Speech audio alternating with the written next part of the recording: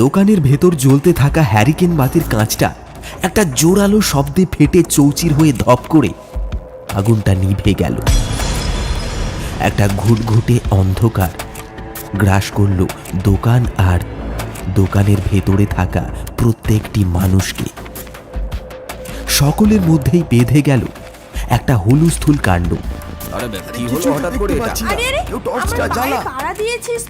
আপনারা একটু শান্ত হয়ে বসেন, আমি মোমবাতিটা জ্বালাচ্ছি। এই বলে চা দোকানের মালিক ফস করে একটা দেশলাই কাঠি ধরালেন। তারপর সেই আগুন একটা মোমবাতির সলতের মধ্যে স্থানান্তর করতে আলোকিত হয়ে উঠল চারিপাশ, আর সঙ্গে সঙ্গে দোকানে উপস্থিত সকলের বুকটা ধড়াস করে উঠল।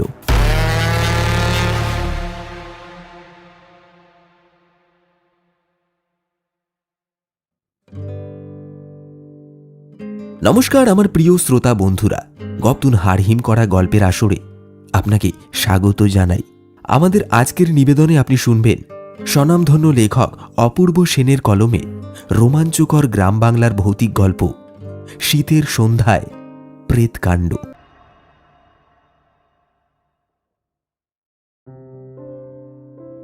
এই শীতকালের সঙ্গে বনভোজনের একটা আলাদাই সম্পর্ক আছে। ডিসেম্বর পড়তে না পড়তেই দেখা যায় দেশ বিদেশ থেকে কত মানুষজন দল বেঁধে আনন্দ ফুর্তি আর উল্লাসে ভরিয়ে দেয় নিজেদেরকে। বাচ্চা থেকে শুরু করে বৃদ্ধ পর্যন্ত পরিবারের প্রত্যেকেরই আনন্দের আর অন্ত নেই। কেউ সপরিবারে, কেউ বা বন্ধু বান্ধবের সঙ্গে বছরের এই সময়টায় বাড়ির বাইরে বেরিয়ে দূরে কোথাও বনভোজন করবে। এইটাই তো বাঙালির স্বভাব, তাই নয় কি? আর আজ যে কাহিনীটার কথা বলবো, এই কাহিনী ঘটে গেছিল এমনই এক বনভোজনে আসা কয়েকদল তরুণ তরুণীর সঙ্গে। সময়টা ছিল ডিসেম্বরের শুরুর দিকটা।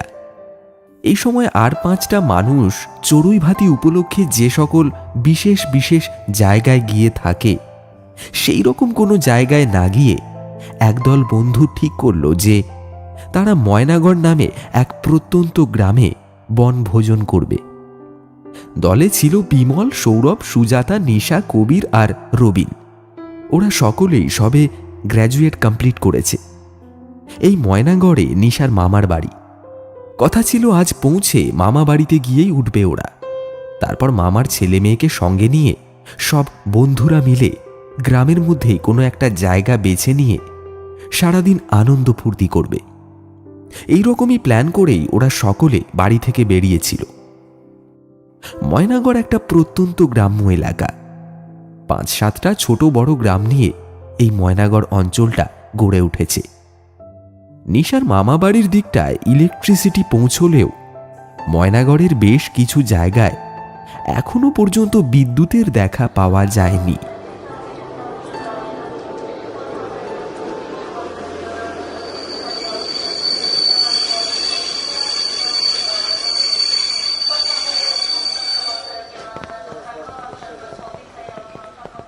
ময়নাগড় স্টেশন থেকে বাইরে বেরিয়ে এসে ওরা 3টে রিক্সা ভাড়া করে ব্যাডিংপত্র সমেত রওনা দিয়েছিল নিশার মামাবাড়ির উদ্দেশ্যে।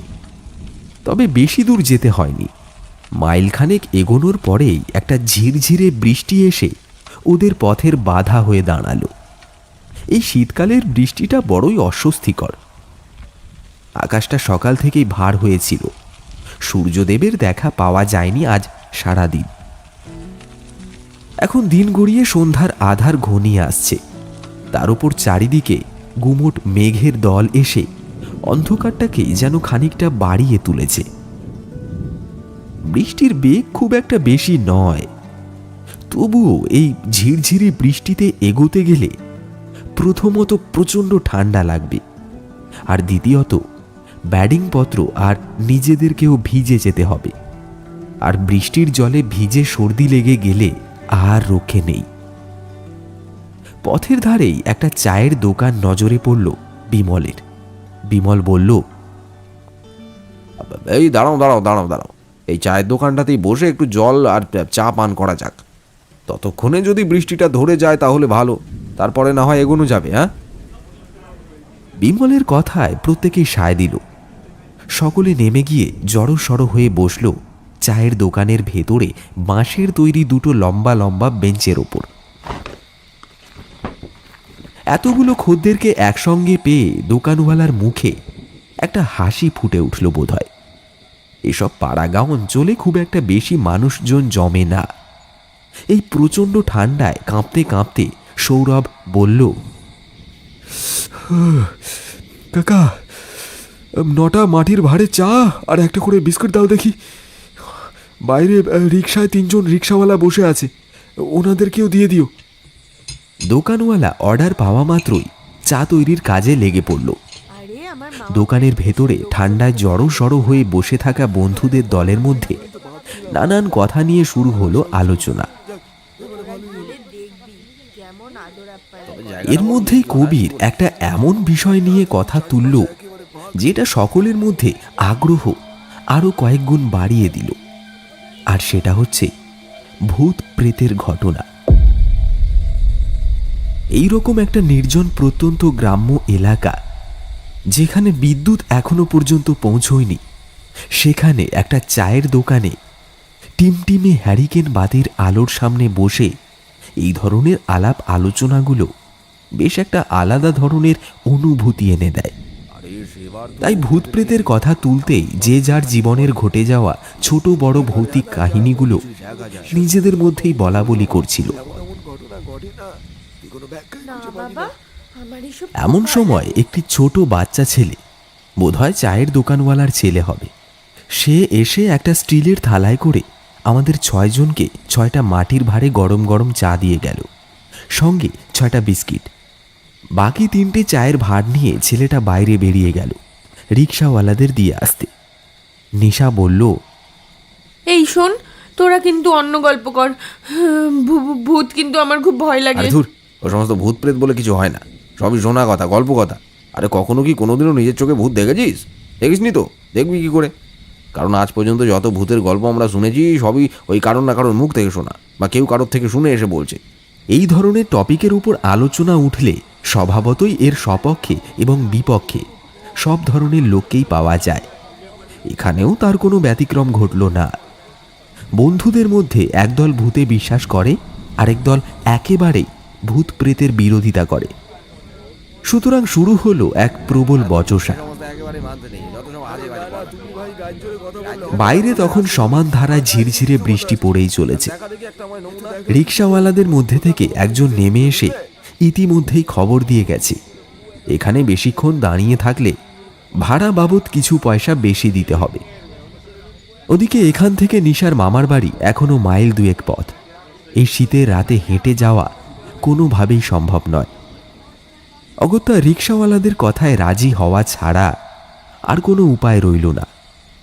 রিক্সাওয়ালারা অপেক্ষা করতে লাগলো তাদের রিক্সার ভেতরে, আর চায়ের দোকানের ভেতর জমে উঠল তুমুল গল্পের আসর।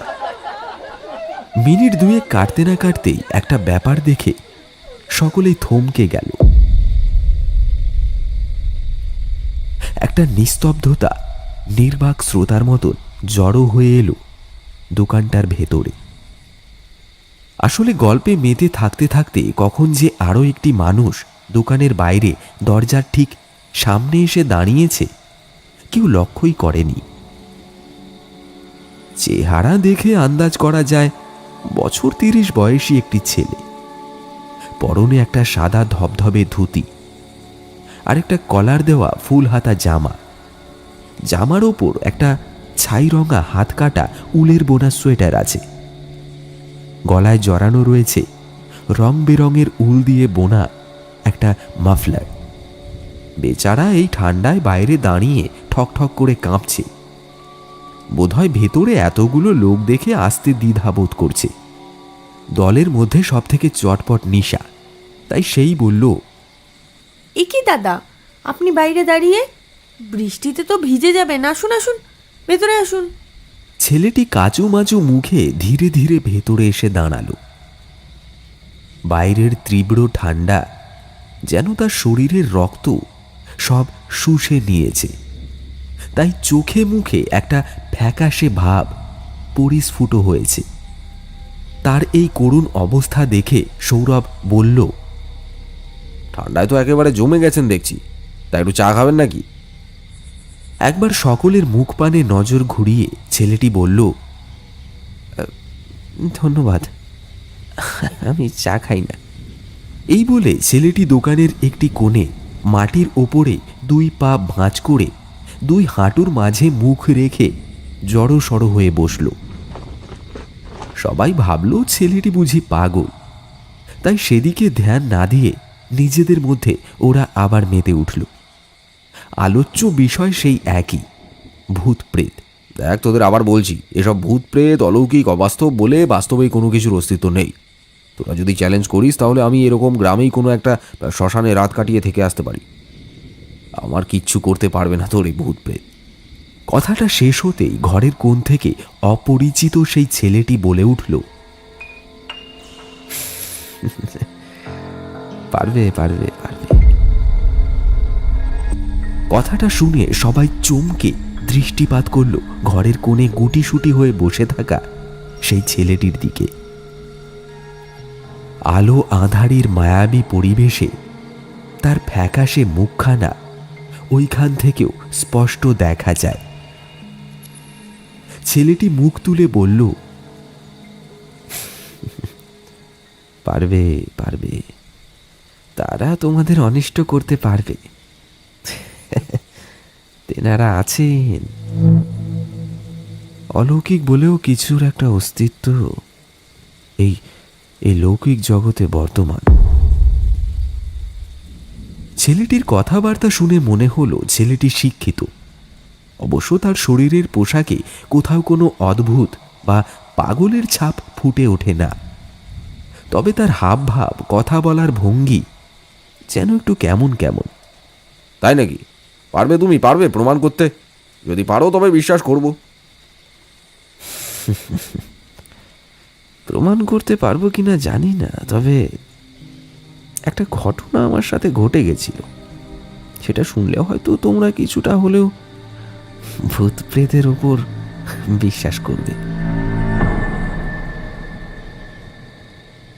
এখানে বলে রাখা দরকার, ভূত প্রেতের ওপর অবিশ্বাসী মানুষজনরাও এই ধরনের আলোচনা হলে একটু আগ্রহী হয়ে পড়ে বটে। তাই সাগ্রহে সকলেই বিস্ফারিত নেত্রে চেয়ে রইল ছেলেটির মুখ পানে। নিশা বলল, তাহলে বলুন না দাদা, কি সেই ঘটনা? আপনার গল্প শুনতে শুনতে যদি বৃষ্টিটা থেমে যায় তাহলে আমরা আবার রওনা দেব, সময়টাও পেরিয়ে যাবে আর কি। ছেলেটি মৃদু হাসল, তারপর ঘরের কোণ থেকে ধীরে ধীরে উঠে দাঁড়িয়ে এগিয়ে এসে বসল দুপাশের বেঞ্চে বসে থাকা বন্ধুদের দলের ঠিক মাঝখানে। তারপর বলল,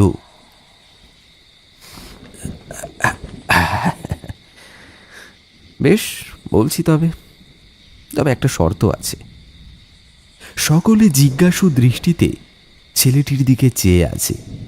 ছেলেটি আবার বলল,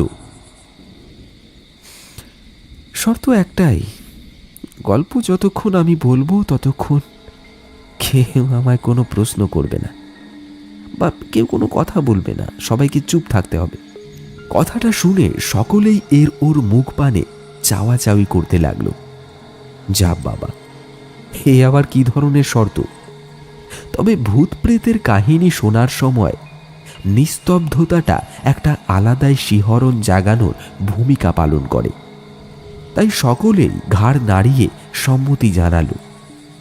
ছেলেটি বলতে আরম্ভ করল, আমার নাম ফণীভূষণ সমাদ্দার। আমার বাড়ি এ গায়ে নয়, আমি আসছি সুদূর পশ্চিমের অমরাবতী গ্রাম থেকে। ময়নাগড় স্টেশনে ট্রেন থেকে নামার পর আমি তোমাদেরকে দেখেছি, তবে স্টেশনের বাইরে শুধুমাত্র 3টে রিক্সা ছিল, সেগুলো তোমরা ভাড়া করে নেওয়ায় আমি আর কোনো রিক্সা পাইনি, তাই আমায় পায়ে হেঁটেই পথ চলতে হয়েছে। আসলে আমি যাচ্ছিলাম ওই ময়নাঘরের ধোপাপাড়ায় আমার এক পিসির বাড়িতে। এই ঝিরঝিরে বৃষ্টি আর ঠান্ডায় পথ চলতে বড়ই অসুবিধা হচ্ছিল, কিন্তু এখানে এসে দেখি একটা চায়ের দোকানে তোমরা বসে আছো, তাই ভাবলাম এখানে কিছুক্ষণের জন্য আশ্রয় নেওয়া যাক। তবে এ সমস্ত প্রসঙ্গকে পাশে রেখে আসল ঘটনাটায় আসি। এই ঘটনাটার কথা যেটা বলবো সেটা আজ থেকে বছর 10 আগে ঘটে গেছে। এই তোমাদের মতোই সে সময় আমি ভূত প্রেতের উপর আস্থা রাখতাম না। এই প্রসঙ্গে আলোচনা উঠলেই হাসি মজার ছলে ব্যাপারগুলো আমি উড়িয়ে দিতাম।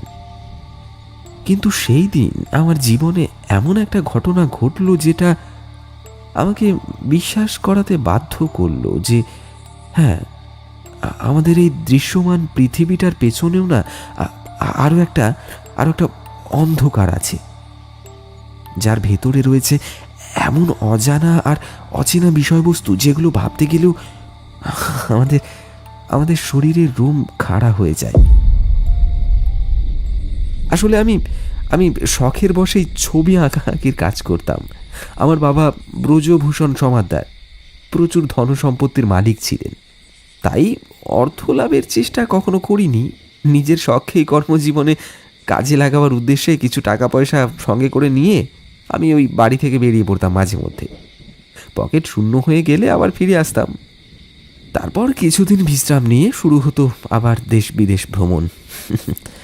বিভিন্ন গ্রাম শহর, কত শত মাঠ গলি, শ্মশান চত্বর, কত না জায়গায় ঘুরে বেরিয়েছি। আমার একমাত্র সঙ্গী ক্যানভাস, তুলি আর রং। পৃথিবীর এমন কত সুন্দর জায়গাকে আমি ক্যানভাসে তুলির ছোঁয়ায় আবদ্ধ করেছি তার কোনো ইয়াত্তা নেই।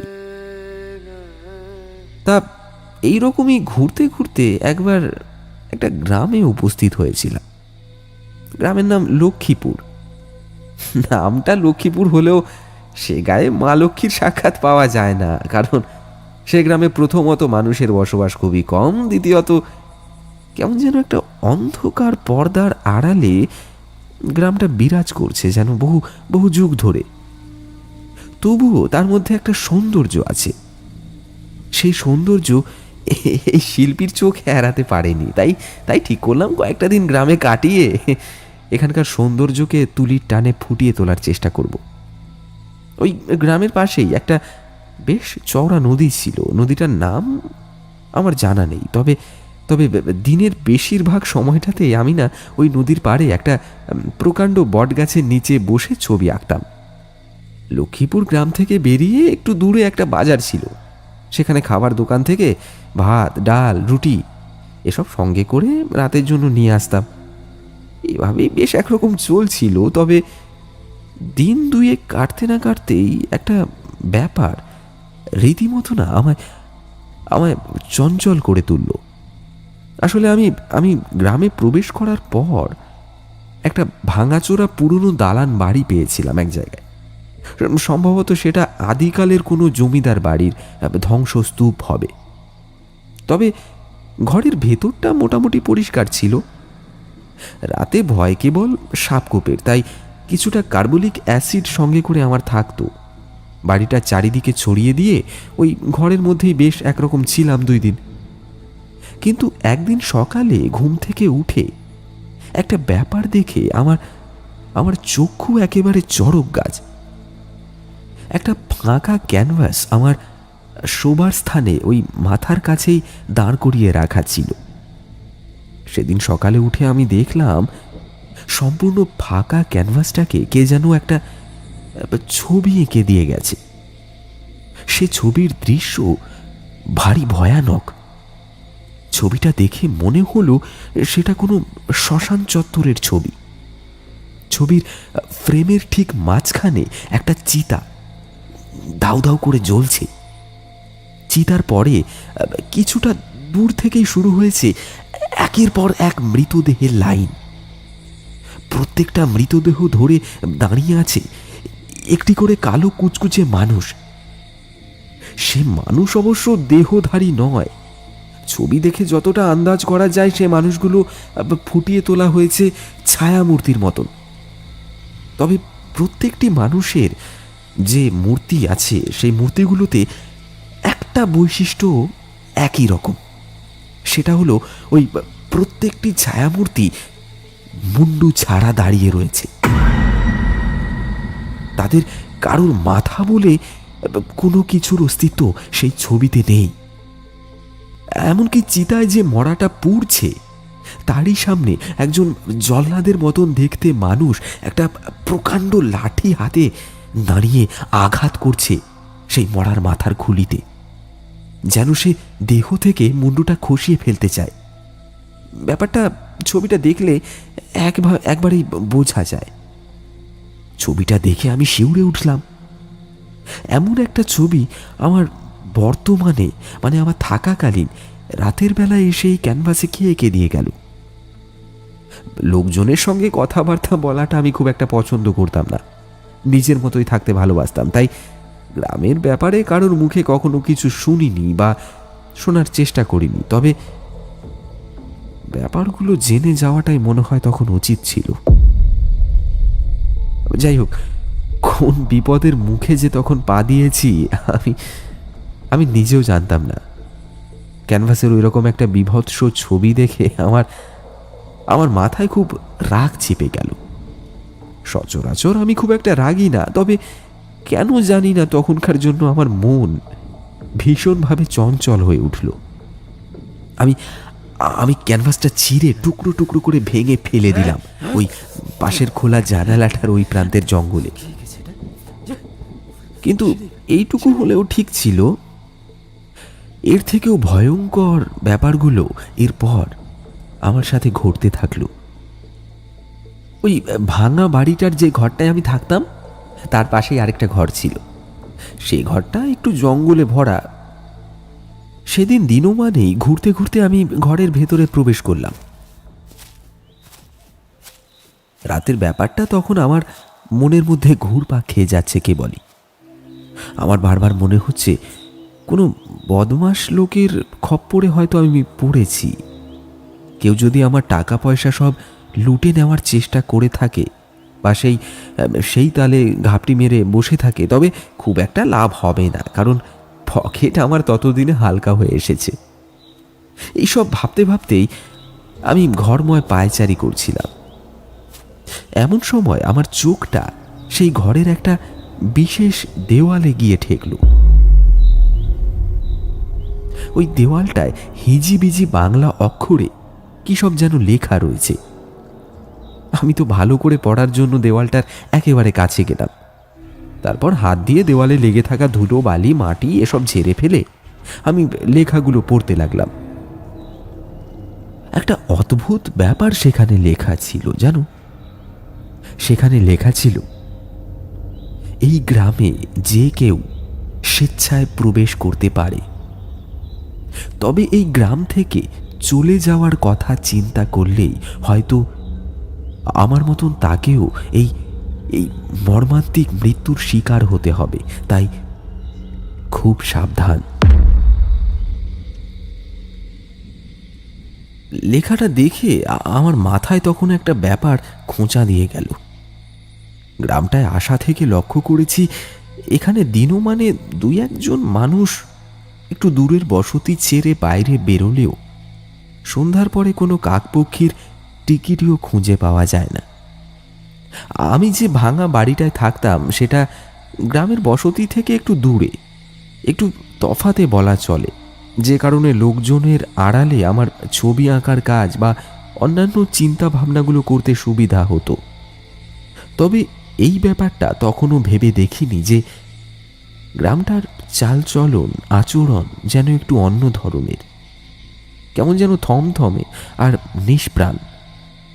বড্ড ইচ্ছে হলো গ্রামটার ব্যাপারে একটু জানার। ভাবলাম আর দুটো দিন কাটিয়ে একটা ভালো ছবি তোলা যায় নাকি চেষ্টা করে দেখি। তারপর না হয় গ্রামের ব্যাপারে গ্রামবাসীদের থেকেই কোনো রহস্য লুকিয়ে আছে কিনা সে ব্যাপারটা জানব।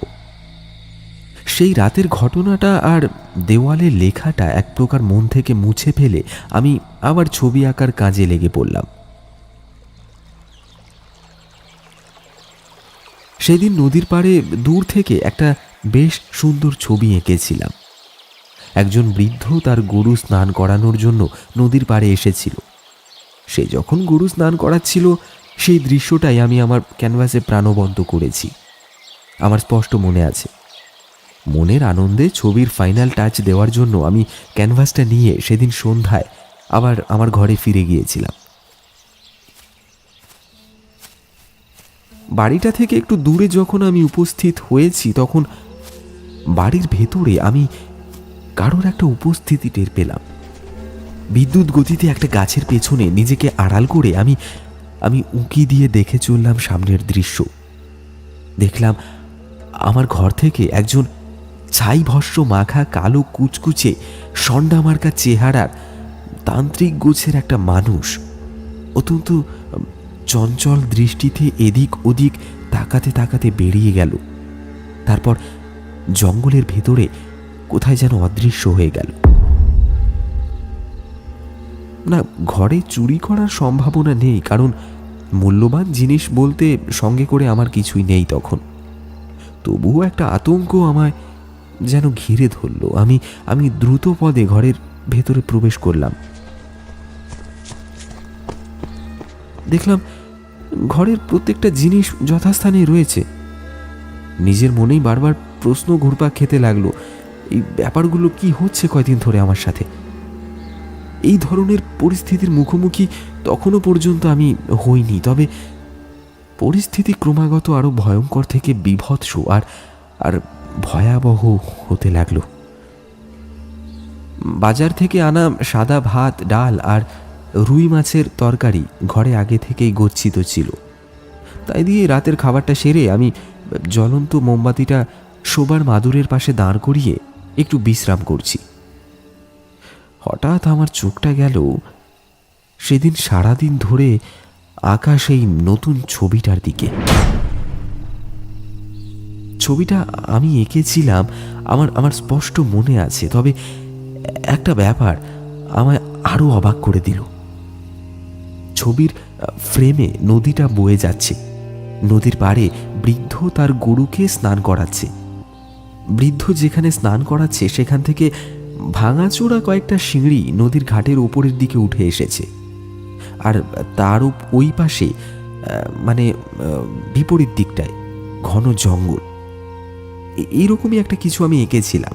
তবে তবে অবাক দৃষ্টিতে আমি তখন দেখলাম ওই ভাঙাচোরা সিঁড়ির ওপাশের জঙ্গলটার কাছে সেই কালো কুচকুচে ছায়া মূর্তির মতন 5-6 জন মানুষ দাঁড়িয়ে আছে, যাদের কারোরই ধরের উপরে মাথা নেই। তারা দাঁড়িয়ে যেন বৃদ্ধের গরুটাকে স্নান করানো দেখছে। আর না, দেখছে বলা ভুল, কারণ তাদের তো চোখ নেই। বোধহয় অনুমান করছে বললে ঠিক হবে। অথচ এই মূর্তিগুলো আমি কখনোই আঁকিনি। তবে এগুলো এলো কোথা থেকে? আমার মনে তখন একটা ভয়ের সঞ্চার ঘটল। কেউ তার উপস্থিতি এই ছবির মাধ্যমে আমায় জানান দিচ্ছে না তো?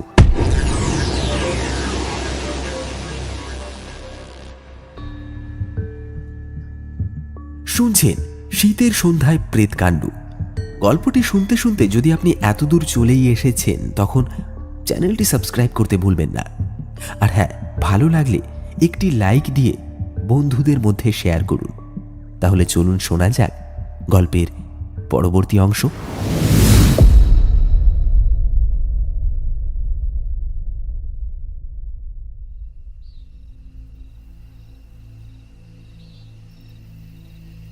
অন্ধকার নির্জন প্রান্তে ভাঙাচোরা বাড়ির 4 দেওয়ালের মধ্যে তখন আমার গাটা কেমন যেন ছমছম করে উঠল। অলৌকিক বা ভৌতিক বিষয়বস্তুর ওপর আমার আস্থা কোনোদিনই ছিল না, কিন্তু তখনকার জন্য একটা অদৃশ্য কিছুর উপস্থিতি আমি মনের ভেতরেই উপলব্ধি করতে পারলাম। আর সেই রাতেই ঘটল একটা ভয়াবহ কাণ্ড। ঘুমে আমার চোখ দুটো তখন জড়িয়ে এসেছে। হঠাৎ আমার যেন মনে হলো আমার পিঠের নিচে কিছু একটা খোঁচা লাগছে। আমি সমান্তরাল মেঝের ওপর একটা মাদুর পেতে তার উপর চাদর বিছিয়ে শুয়েছিলাম। অথচ আমার যেন মনে হচ্ছে আমার পিঠের নিচে বড্ড উঁচু নিচু, যেন একটা চাষ করা জমির উপর আমি ঘুমিয়ে আছি। আমার চোখ ডলতে ডলতে আমি উঠে বসলাম। পাশের মোমবাতিটা তখন টিম টিম করে জ্বলছিল। তারই মৃদু আলোতে আমার চোখটা নিচের মেঝেতে গিয়ে আটকে গেল। থমকে গেলাম আমি কয়েক মুহূর্তের জন্য।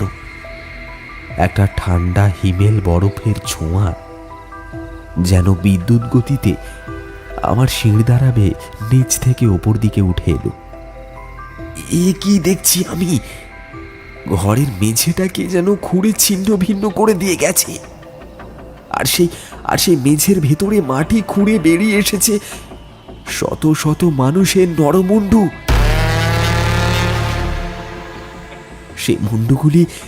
সেই মুন্ডুগুলি একভাবে আমায় দেখে চলেছে। তার অন্ধকার দুটো চোখের কোটরের গহ্বরে কোনো চোখের অস্তিত্ব নেই বটে, তবে আমার মন বলল সেই কোটরের ভেতর থেকে যেন তারা আমায় নিষ্পলক দৃষ্টিতে পর্যবেক্ষণ করে চলেছে। আমার সারা শরীর মুহূর্তের মধ্যেই ঘেমে উঠল।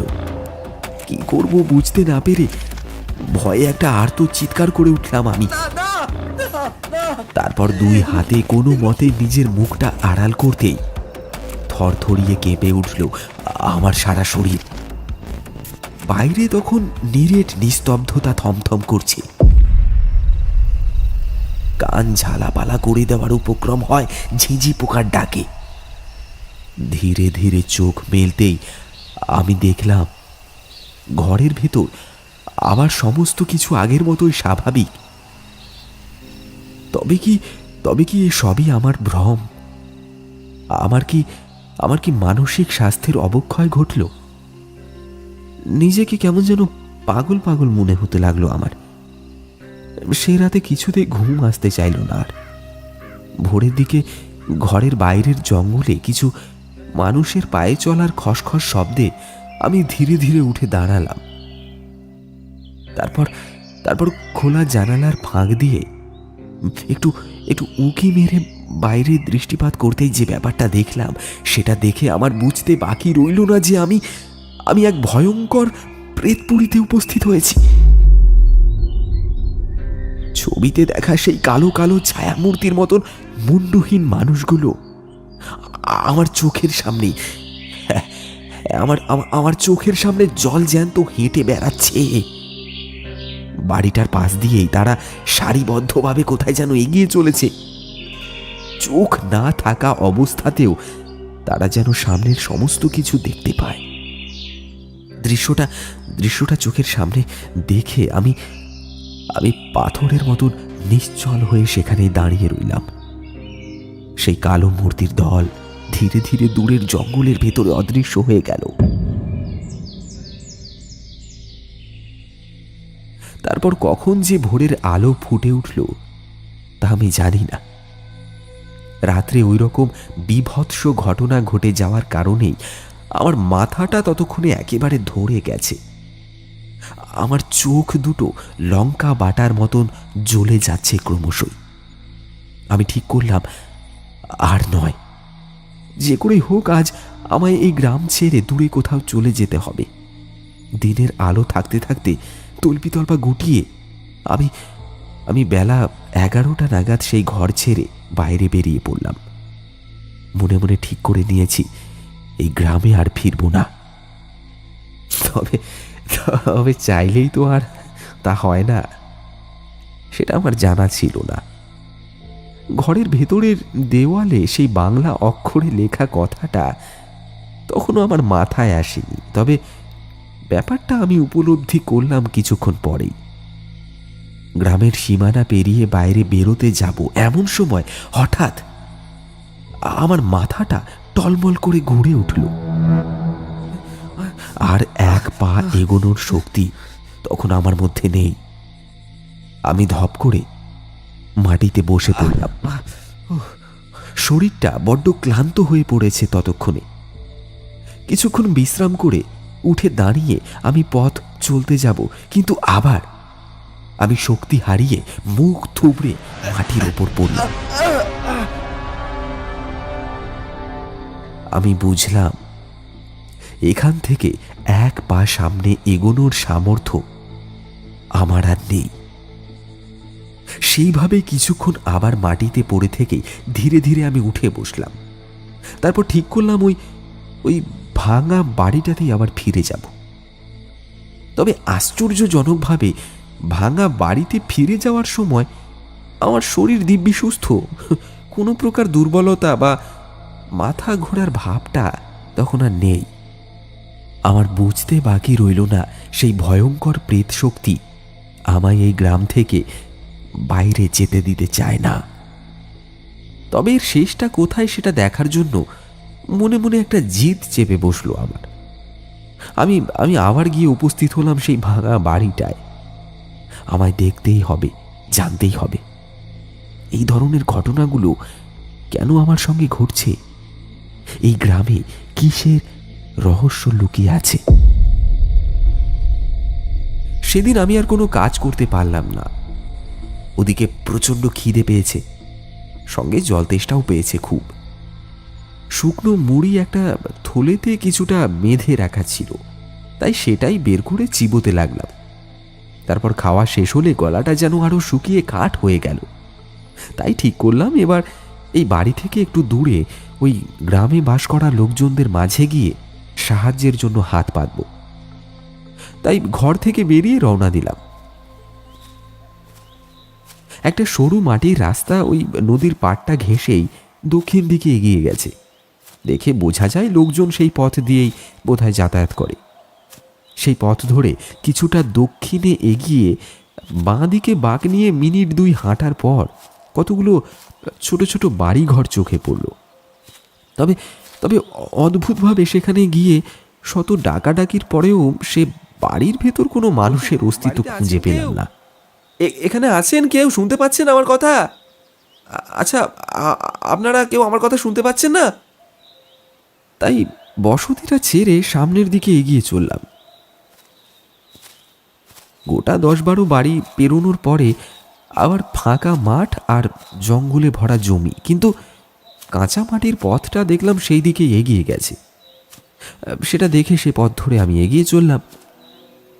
মিনিট 5 হাঁটার পর একটা ভাঙাচোরা মন্দির দেখে একটু আশ্বস্ত হলাম, কারণ মন্দির চত্বরে গেরুয়া রঙের ধুতি পরিহিত একজন বৃদ্ধ বসে দেবীর আরাধনা করছেন। আমি চটজলদি এগিয়ে গিয়ে মন্দিরের বাইরে একটা ভাঙা সিঁড়ি ছিল, তার উপর বসলাম। বৃদ্ধ ঘুরে আমার দিকে চাইল। তাকে দেখতেই আমি চিনলাম। এই বৃদ্ধকেই আমি গরু স্নান করাতে 2 দিন আগেই নদীর পাড়ে দেখেছি, তার ছবিও এঁকেছি। সম্ভবত উনি তখন আমায় দেখতে পাননি। শুকনো কণ্ঠে আমি বললাম, একটু একটু জল। বৃদ্ধ একটা ঘটি থেকে খানিকটা জল একটা পিতলের গ্লাসে ঢেলে আমার দিকে এগিয়ে দিল। আমি ঢকঢক করে গ্লাসটা শেষ করে আরেক গ্লাস জল বৃদ্ধর থেকে চাইলাম।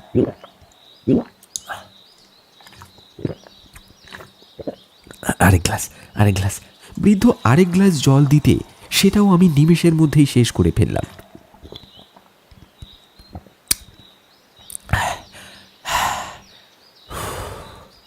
বৃদ্ধ জিজ্ঞাসা করল, তুমি কে বাবা? এই গায়ে কি করতে এসেছ? আমি কে, কি করতে এসেছি, আর আমার সাথে কি কি ঘটনা ঘটে গেছে সমস্তটা আমি ওই বৃদ্ধকে খুলে বললাম। সবকিছু শোনার পর বৃদ্ধ গম্ভীর স্বরে বলল, তুমি বাবা এই গ্রামে এসে বড় ভুল করে ফেলেছ। তোমার ওপর ওই শয়তান অঘরীদের নজর পড়েছে। এ গ্রামের একটা কাহিনী আছে, আর সেটা আশেপাশের 7 গায়ের লোক খুব ভালোভাবে জানে। তাই এই অঞ্চলে বাইরে থেকে কোনো মানুষ প্রবেশ করে না। আজ থেকে বছর 2 আগে ভুল করে আরও একজন গায়ে প্রবেশ করেছিল, তবে তাকে মৃত্যুবরণ করতে হয়েছে। ওই দেওয়ালের লেখাটা তুমি যেটা পড়েছ সেটা তারই লেখা। কি এমন ইতিহাস জড়িয়ে আছে এই গ্রামের সাথে? কেনই বা এখানে কেউ আসে না? দয়া করে আমায় বলুন। এই গ্রামটা যতটা নিস্তেজ দেখছো, একটা সময় এই গ্রাম ততটাই প্রাণবন্ত ছিল।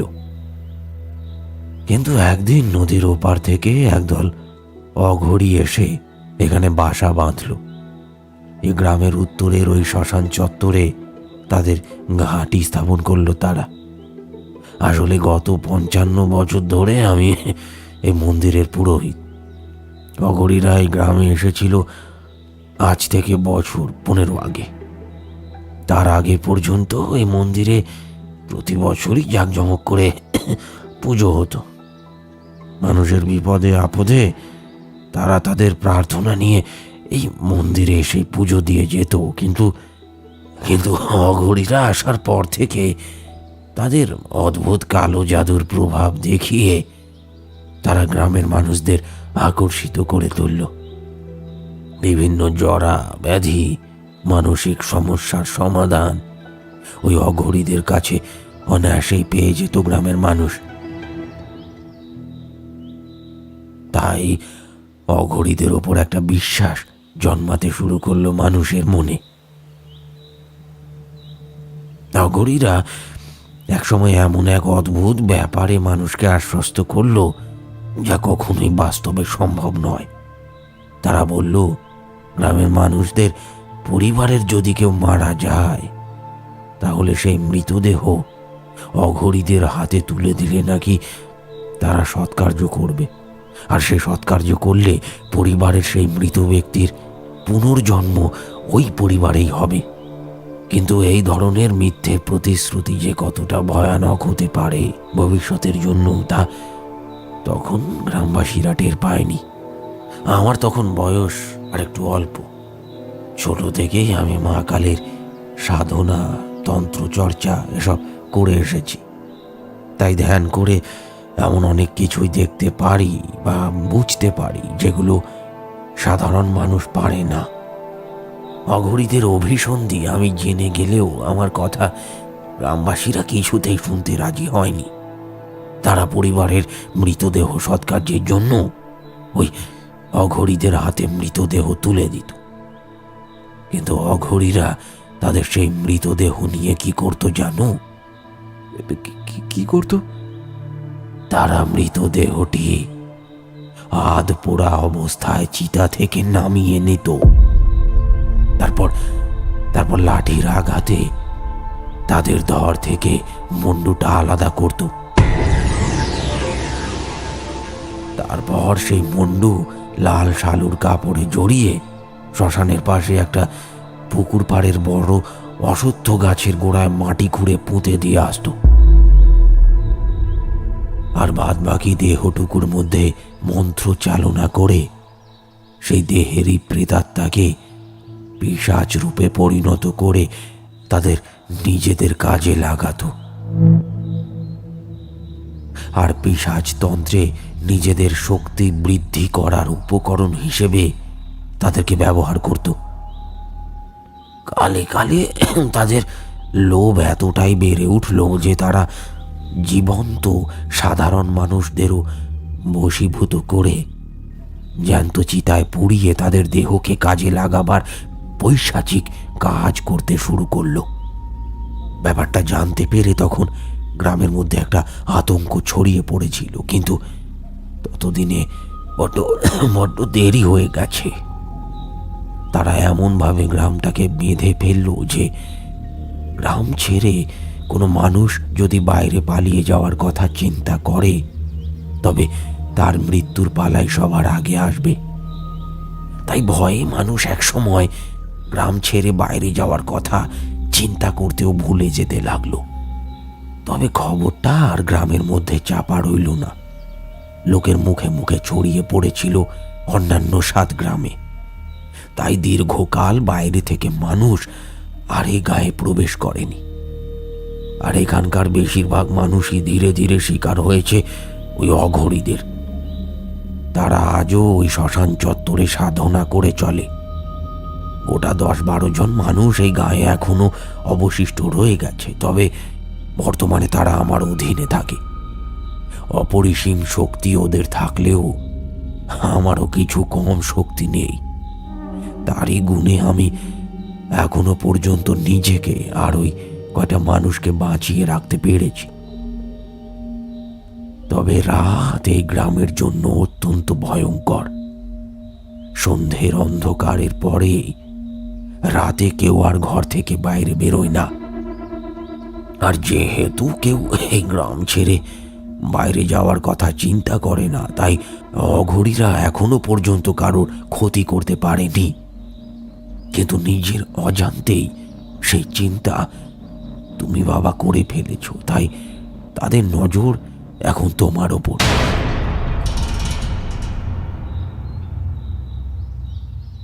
কথাগুলো শোনার পর কাঁপা কাঁপা গলায় আমি বললাম, আমার কি এর থেকে বাঁচার কোনো উপায় নেই? বৃদ্ধ কিছুক্ষণ ভাঙা মন্দিরের ভেতরকার সেই ভয়ানক দেবী মূর্তির দিকে চেয়ে কি একটা ভাবলেন। তারপর আমার দিকে মুখ ফিরিয়ে বললেন,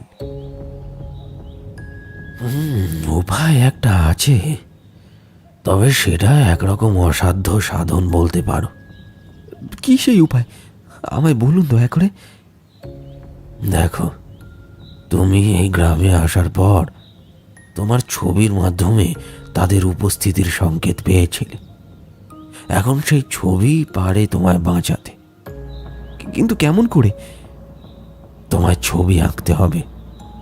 যদি অঘরীরা তোমার প্রাণের পিছু নিয়ে থাকে, তাহলে ওই ছবিতে প্রতিবারই তুমি তার সৃষ্টি সেই কালো কালো মুন্ডহীন মানুষরূপী পিশাচকে দেখতে পাবে।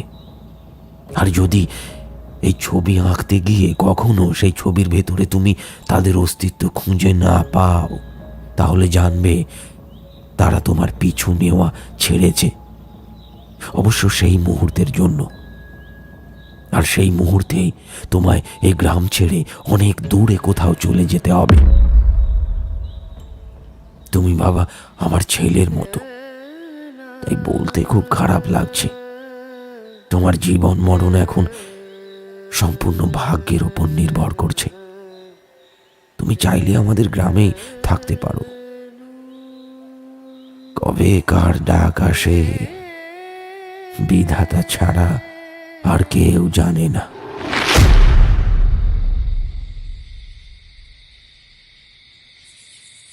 চায়ের দোকানের ভেতরে বিমল, নিশা, সৌরভ আরও বাদবাকি সকলে একে অপরের মুখ পানে চাওয়াচাওয়ি করছে। তখন ছেলেটি তখনও একভাবে ওদের সামনে মাটিতে বসে আছে।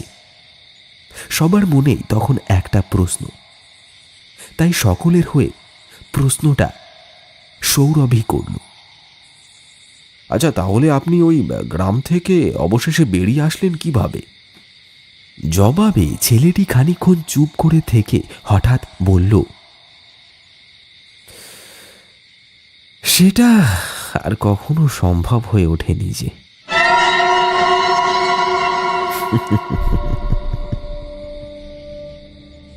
কথাটা শুনে এক মুহূর্তে দোকানের ভেতরে উপস্থিত সকলের শরীর একেবারে হিম হয়ে গেল। বাইরে ঝিরঝিরে বৃষ্টিটা তখন হয়তো অনেকটা কমে এসেছে, তবে ঠান্ডা আর হিম করা একটা বাতাস যেন এই জগৎকে একটা হিমেল বরফের কনকনে ঠান্ডার রাজ্যে প্রস্তুত করতে ব্যস্ত। ছেলেটির শেষ কথাটি শুনে যখন সবার মনের মধ্যে আরও একটা প্রশ্ন দানা বেঁধেছে, ঠিক সেই সময় হঠাৎ দোকানের ভেতর জ্বলতে থাকা হ্যারিকেন বাতির কাঁচটা একটা জোরালো শব্দে ফেটে চৌচির হয়ে ধপ করে আগুনটা নিভে গেল। একটা ঘুটঘুটে অন্ধকার গ্রাস করল দোকান আর দোকানের ভেতরে থাকা প্রত্যেকটি মানুষকে। সকলের মধ্যেই বেঁধে গেল একটা হুলুস্থুল কাণ্ড। আরে আপনারা একটু শান্ত হয়ে বসেন, আমি মোমবাতিটা জ্বালাচ্ছি। এই বলে চা দোকানের মালিক ফস করে একটা দেশলাই কাঠি ধরালেন। তারপর সেই আগুন একটা মোমবাতির সলতের মধ্যে স্থানান্তর করতে আলোকিত হয়ে উঠল চারিপাশ। আর সঙ্গে সঙ্গে দোকানে উপস্থিত সকলের বুকটা ধড়াস করে উঠল। দোকানের ভেতরে ওদের সামনে বসে থাকা সেই ছেলেটি তখন সেখানে নেই। তার জায়গায় পড়ে রয়েছে উল্টে রাখা একটা ক্যানভাস। ব্যাপারটা দেখে ভয়ে ততক্ষণে সকলের হাত পা অসাড় হয়ে এসেছে। সৌরভের একটা খোঁচায় খানিকটা বল সঞ্চয় করে কবির এগিয়ে গিয়ে কাঁপা কাঁপা হাতে ক্যানভাসটা সোজা করে মাটির ওপর রাখল। ক্যানভাসটা দেখার জন্য সকলেই একটু এগিয়ে গিয়ে ক্যানভাসের উপর ঝুঁকে পড়ল। তারপর প্রত্যেকেই দেখল সেই ক্যানভাসের মধ্যে একটা ছেলের ছবি আঁকা রয়েছে।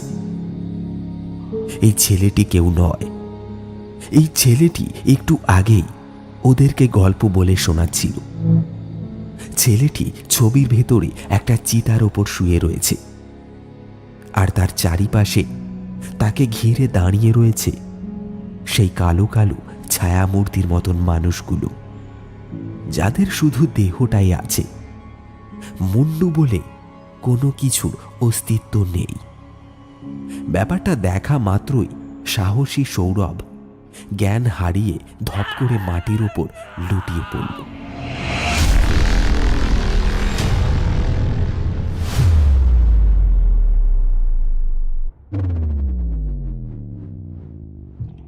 শুনলেন শীতের সন্ধ্যায় প্রেতকাণ্ড। গল্পটি আপনার কেমন লাগলো, আপনার অনুভূতি কমেন্ট সেকশনে শেয়ার করে জানাতে ভুলবেন না। আর হ্যাঁ, এখনো পর্যন্ত যদি চ্যানেলটি সাবস্ক্রাইব না করে থাকেন তাহলে এক্ষুনি চ্যানেলটি সাবস্ক্রাইব করে পাশে থাকা বেল আইকন অন করে দিন। আবার আসছি নতুন কোনো রোমহর্ষক কাহিনীর সাথে আগামী এপিসোডে। ততক্ষণের জন্য সঙ্গে থাকুন।